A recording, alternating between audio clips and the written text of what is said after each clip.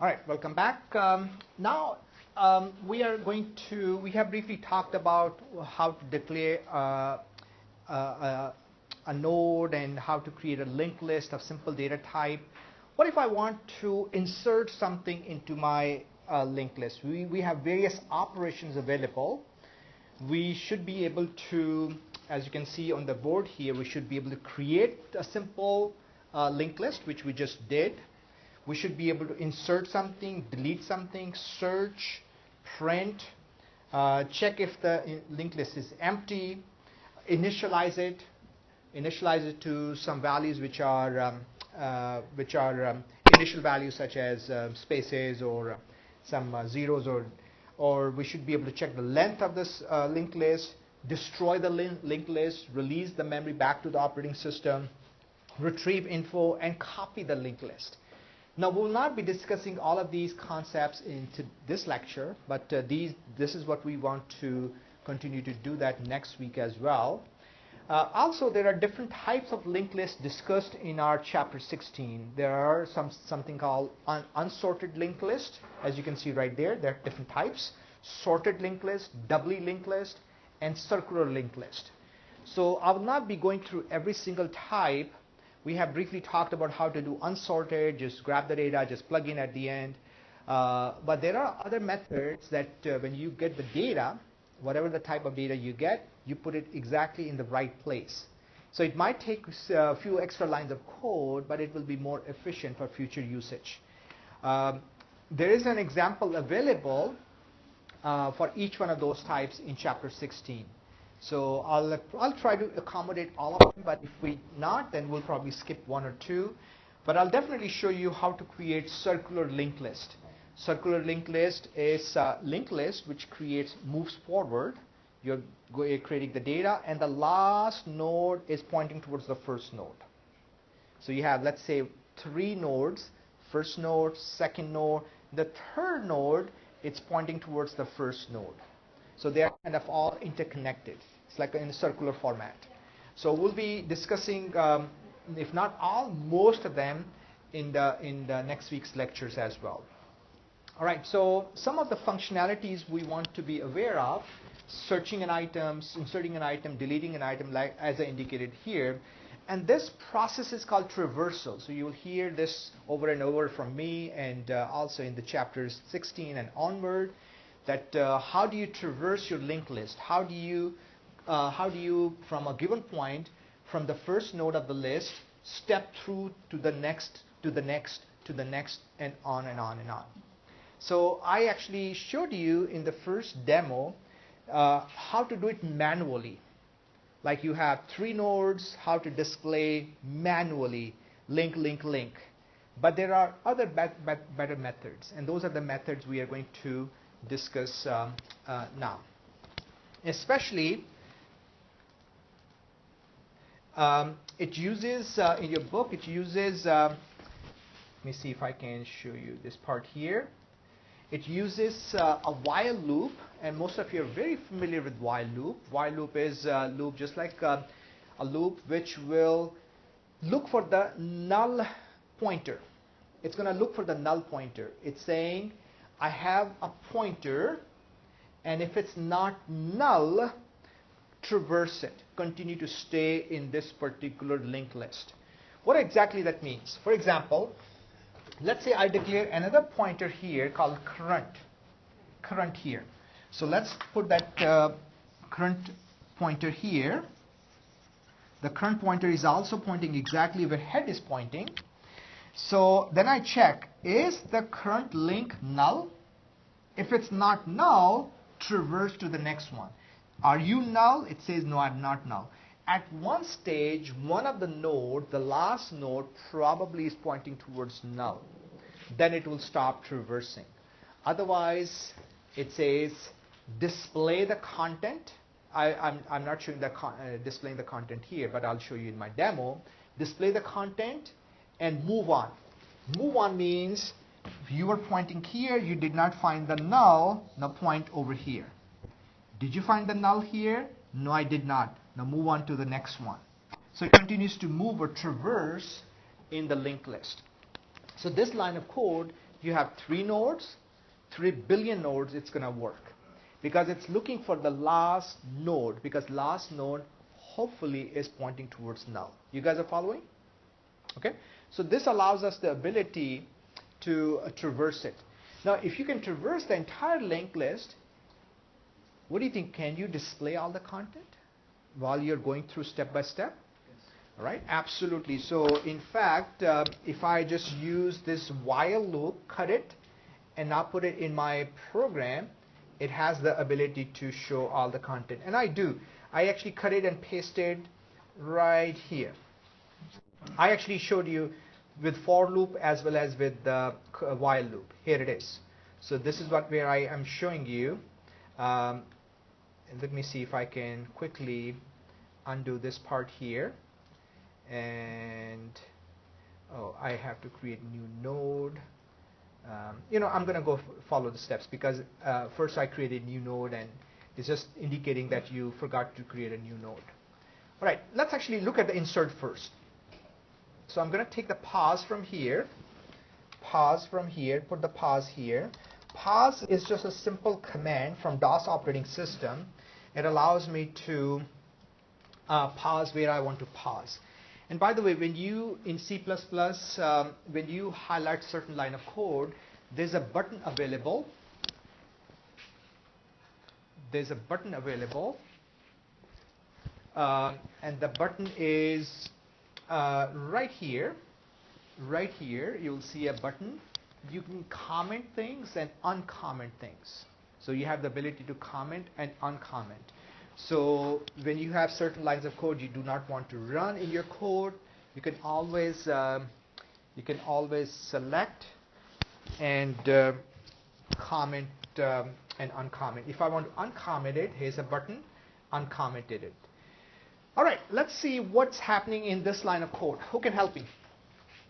Who can help me here? So what's happening here? Let's move here so we can have a full view here. So I'm saying I'm creating 1, 2, 3. What exactly I'm creating? So how do you say that to your loved ones? I'm creating 3 pointers. 3 pointers. What type of pointers? Of node type. You scratch your head. What is node type? I forgot. I was not listening to you. So I say, how about integers? You say, yes, I understand integers. That's the same thing. This is not an integer. It's a little bit more complex. It has integer as well as another link in there because we are interested in linked list. So this is a node which has integer as well as it has some kind of a link. So I'm creating 1, 2, 3. Why do I need to do that? Just we can easily traverse or maybe insert or delete. So I know it's creating the new node type. And here I am saying, you know what? In an empty space, I'm going to create insert node. That's the pointer I created. I'm going to say store 50, and it's not part of any linked list. It has no relationship with the previous linked list. It's just sitting by itself. It's sitting by itself in an empty space. So it's sitting by itself. Let me show you here. Right there. Oops. It's sitting by itself right there. So I created this 50 in this node. You can call it new node or you can call it insert node, whatever the name you have assigned. So that's the point. It's pointing towards this location of the memory where I intend to store 50. And my intention is to make this new node or insert node part of my existing linked list. I would like to take this new information, insert it somewhere in the middle. That's my intention. Okay, so all right, so then what's happening in this line of code? S equals to head. What exactly that means? Yes, so just like we talked about earlier, I say, you know what? I would like to take my new S pointer. S pointer is right here. Point where my head is pointing. Where head pointer is pointing. which is in the beginning of my existing linked list. Assuming we had already created this linked list, which we demoed it, verified it was there. And what's happening here? T equals to head link. Yeah, so I'm creating another T. I already created T, so let's assume T is right here. So I'm saying assign or point this one to the next node. How do I know I'm pointing towards the next node? Because I'm saying this T is going to point where link is pointing. Head link is pointing. Head link is pointing towards the next node. So now what I did, I created a space between S and T. Or I have an ability that I was able to create S over here and T over here. So both of them are pointing, one is pointing towards the first node, the second one is pointing towards the second node. What is the advantage? The advantage is, if you see what I have on the board, so assuming this was our existing linked list, 45, which is, I'm going to use the red one here for the link, which is pointing here, this one is pointing here, and this one is pointing towards null, and this head is pointing towards here. So that's our link. These are links. So assuming there's some address, we also verified that addresses do exist. So what I did, I created the S or T. So assuming S, in this case could be P, whatever you want to call it, P or Q or S or T. So one is pointing towards this node, one is pointing towards this node. In the previous step, we already have created another node with information 50, right there. This information 50 is already sitting by itself. It has no real relationship with anything else. So it's sitting by itself. Now, what are some of the methods? There are a variety of methods that somehow this particular node can point here, this particular link can point towards this node. If that happens, then naturally this is inserted in between. So ultimately that's what we'd like to achieve. And there are 2-3 different algorithms shown in the book in chapter 16 how to insert something. So here, because S is pointing in the beginning, T is pointing towards the next one, and you just want to see what are the values of S and T, you can check it out, but it's not really critical in this stage. So I'm going to continue to move on, and I'm going to put my pause here, and then undo this part here. So watch what happens here. What happens here, and explain that to me. Right there. What's happening here? Help me, guys. Yeah, Sean. For the S node and goes the next link of the Okay. integer. Okay. Anybody else? So remember, we created S and T. S was pointing where head was pointing. So S has the access to the link, which is this one here. We are saying, you know what? You were pointing here, and if you can access this link, I want you to take this link and point where the new node is. Point where the new node is. So assuming the new node is right here, and it has 50 here. This is the link. So now we are saying is this S link, S has the access to this link, point over here. And that's exactly what we are saying. S link equals to insert node. So S link is going to point where insert node is. And what's over here? This is called insert node. Insert node. And that's a pointer which is pointing over here. So it has the access to this link. So this link is pointing to the next node. And here it is. Insert node link equals to T, because T was already pointing in that direction. And simply we were able to insert something between those two particular nodes. Got it? Conceptually, you get it? So we want to verify this information, and then we also want to display it And in fact, let me see if I can grab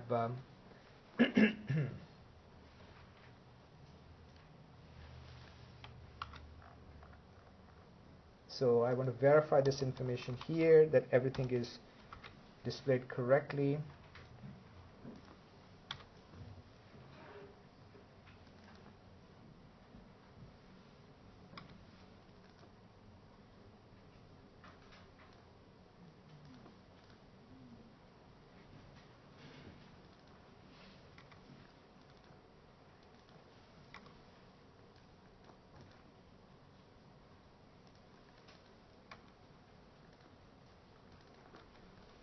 Let me see if the S allows me to see all the data from the beginning to the end. So let's run it, and let's take a look here. So our first value, if you remember, was 45. Second value was 65. Third value was 34. Don't worry about the last node. We didn't save anything in the last node. But notice there's something else happened. Between 35 and 45 and 65, we were able to insert 50 in between. Between 45 and 65, 50 is inserted in between. So it means our insertion was successful. We inserted the data successfully. The last node, notice that it is 0, 0, 0, 0, 0, 0. It means it's null. The link of the last node is null. The last info was we didn't store. We created an extra node, but didn't store anything in there. Although I did show in the book, I did have extra. The book shows you extra data. I didn't store it here in my program. But it successfully inserted the node in between. So it is successful. Now, what do you think about deleting it? How do I delete something? How do I delete it? So if you look at this image again, let's say you want to delete something. You want to delete 65. What do? You want to delete 65. How can you delete 65? You can delete 65 simply if you are pointing here towards this node, skip it. Just directly move to the next one.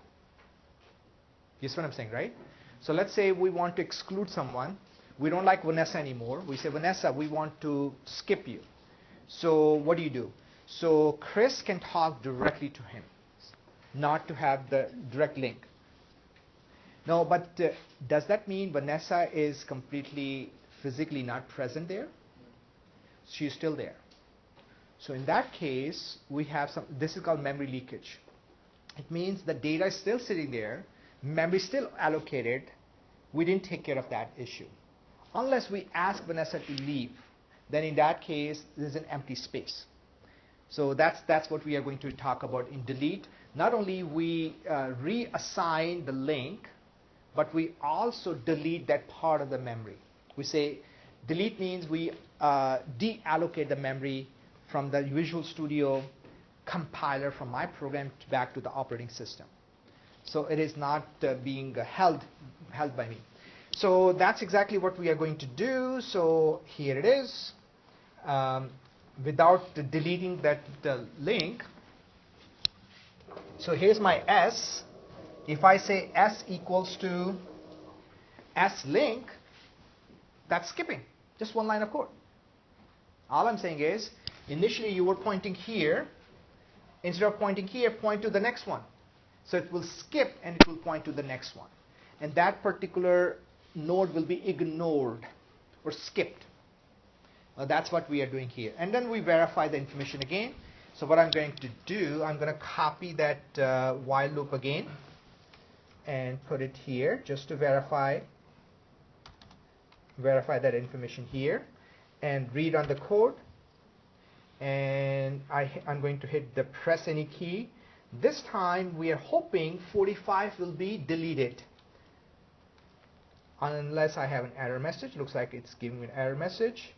It's giving me the error message.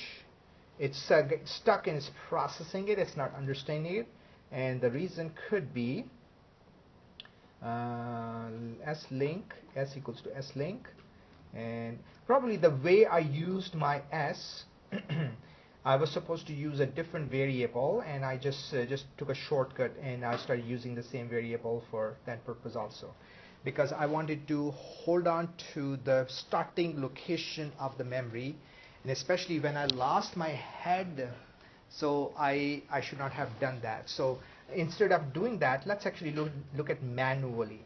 So I'm gonna skip that part here and declare this node type. Current is where the head is.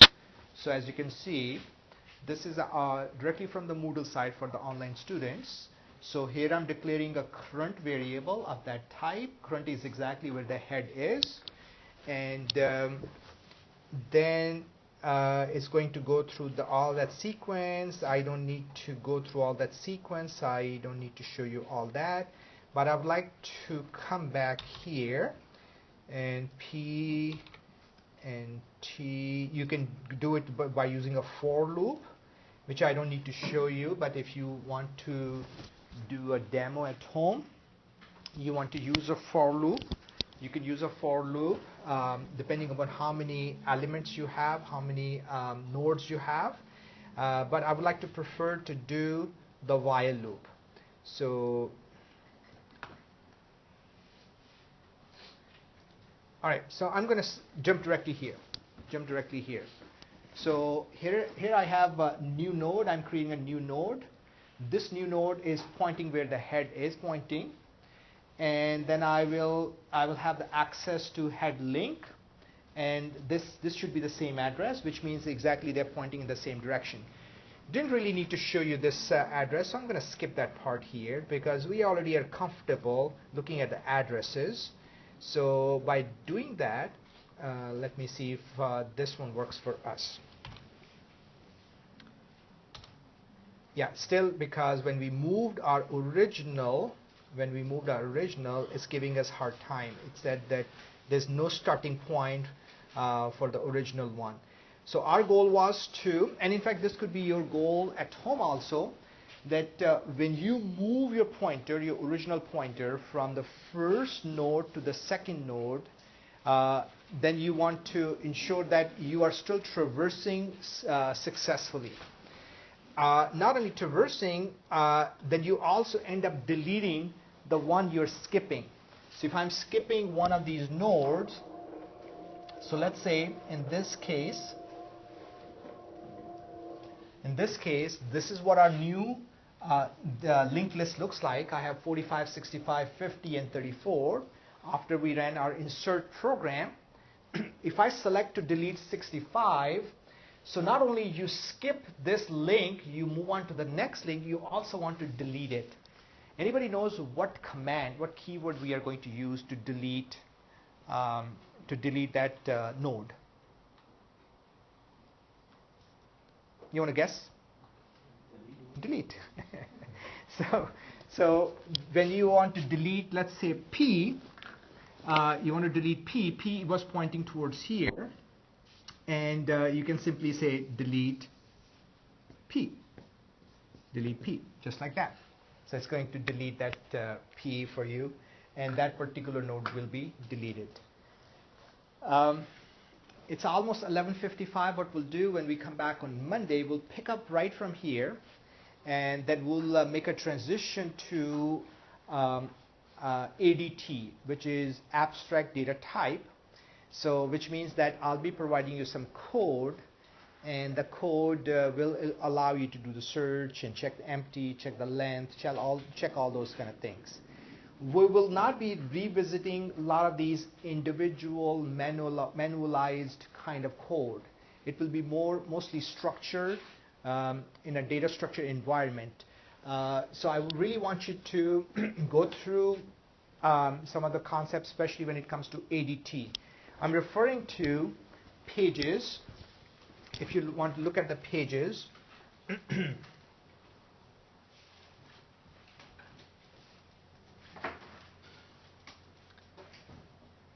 This one actually shows you building a linked list backward on page 1084 and linked list as an ADT. So I'm referring to page 1085. Page 1085.